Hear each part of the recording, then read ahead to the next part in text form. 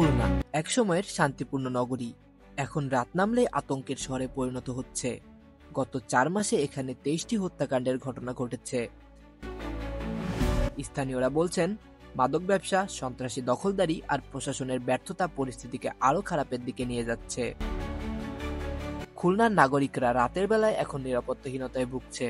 গত ৪ মাসের ঘটনা বিশ্লেষণে দেখা যায়, খুলনায় প্রতিদিনই কোনো না কোনো সহিংসতার ঘটনা ঘটছে। বিভিন্ন প্রতিবেদন ও তথ্যসূত্রে জানা যায়, ২৩টি হত্যাকাণ্ডের বেশিরভাগই মাদক ব্যবসা ও সন্ত্রাসী গোষ্ঠীর দ্বন্দ্বের ফল। খুলনার খালিশপুর, পুরাতন ক্রিসেন্ট, বয়রা ও দৌলতপুর এলাকার নাম বারবারই উঠে এসেছে এসব সহিংসতার ক্ষেত্রে।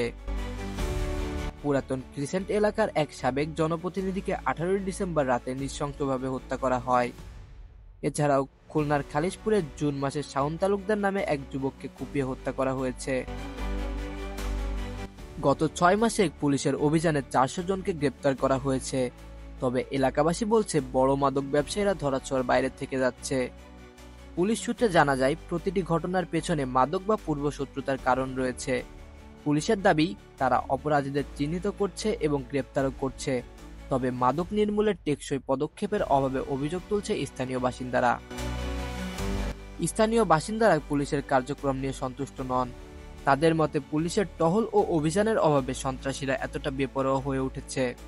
বিশেষজ্ঞরা বলছে, স্থানীয় সন্ত্রাসীরা প্রভাবশালী রাজনৈতিক মহলের সমর্থন পেয়ে পার পেয়ে যাচ্ছে। এরই ফলে তারা আরও বেপরোয়া হয়ে উঠছে। পরিসংখ্যান ও গবেষণা থেকে জানা যায়, গত ৪ মাসে ২৩টি হত্যাকাণ্ডে মাদকের সঙ্গে সংশ্লিষ্ট ১৭টি হত্যাকাণ্ড, গ্রেপ্তার ৪০০ জন, কিন্তু অপরাধ প্রবণতা এখনও কমেনি। অপরাধীদের প্রায় ৩০% রাজনৈতিক ছত্রছায়ায় কাজ করছে বলে জানা গেছে।